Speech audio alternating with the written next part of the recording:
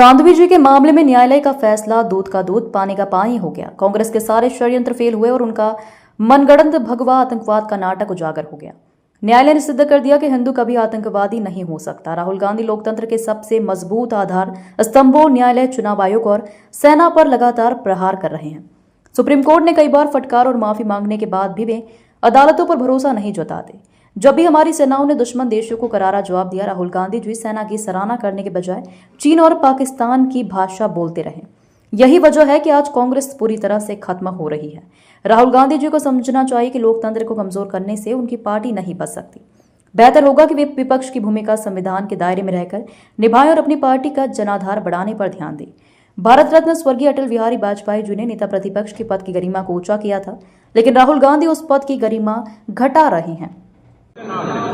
देखिए, ये तो अब सब अपने आप ओपन हो ही गया, जो हम शुरू से कह रहे थे। साध्वी जी के सामने जो न्यायालय ने फैसला दिया, वो दूध का दूध पानी का पानी हो गया।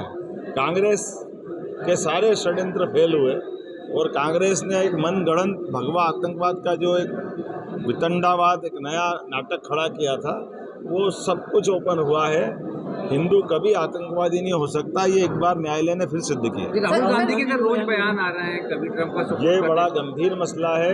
मैं आप सबके माध्यम से राहुल गांधी जी पे और कांग्रेस के वरिष्ठ नेताओं को भी निवेदन करना चाहूँगा।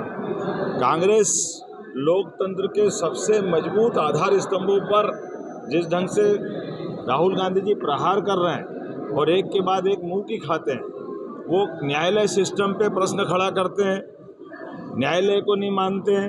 यद्यपि न्यायालय से कई बार फटकार पड़ी, कई बार वो माफ़ी मांगते हैं, अर्थात न्यायालय पे उनका सुप्रीम कोर्ट पे भरोसा नहीं है।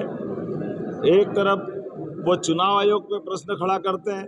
चुनाव आयोग के माध्यम से इस देश का गणतंत्र दुनिया के सामने आदर्श गणतंत्र है, सबसे बड़ा गणतंत्र अगर दुनिया में जिंदा है तो चुनाव आयोग की निष्पक्षता के आधार पर है, लेकिन ये चुनाव आयोग को भी नहीं मानते।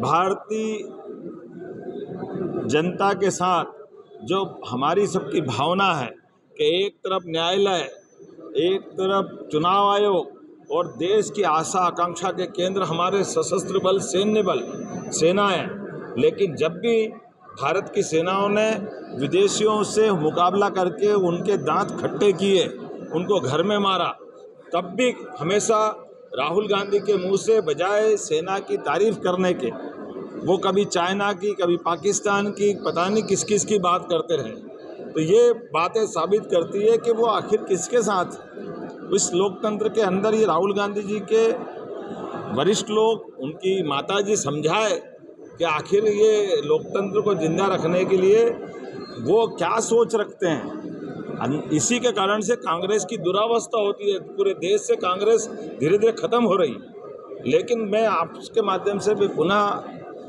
निवेदन करना चाहता हूं कि उनके कर्मों से पाकिस्तान प्रसन्न होता है। पाकिस्तान के आतंकवादी मिठाई बांटते हैं, हमारे दुश्मन देश खुश होते हैं। वो भारतीय लोगों का क्यों अपमान करते हैं, इस गणतंत्र की मजबूत इमारतों को क्यों ढीला करना चाहते हैं, उनको क्यों कमजोर करना चाहते हैं। अपने दल की हार से, वो गणतंत्र को कमजोर करने से वो उनकी अपनी दल की ताकत नहीं बचेगी, इसीलिए जनता की निगाह से उतर रहे हैं। बेहतर ये होगा कि वो लोकतंत्र में अपनी पार्टी का जनाधार बढ़ाए, अपनी पार्टी के लिए जो करना करे, लेकिन अपनी हार का ठीकरा अगर वो चुनाव आयोग पे फोड़ते हैं, अगर वो संविधान, उनकी पार्टी ने सबसे ज़्यादा संविधान संशोधन अगर किए हैं तो कांग्रेस ने किए, वो अतीत के अंदर झाँक के देखे, और कभी वो इस गलती के लिए माफ़ी भी मांगते और अगले ही पल वापस संविधान की किताब दिखाने लग जाते। तो संविधान के दायरे में रह करके अपोजिशन की भूमिका राहुल गांधी निभाए, वो निर्वहन करे। मैं आपके माध्यम से अपील करता हूं, और बेहतर हो गए वो मैच्योरिटी लाए जिसके आधार पर उनकी अपनी एक छवि बने।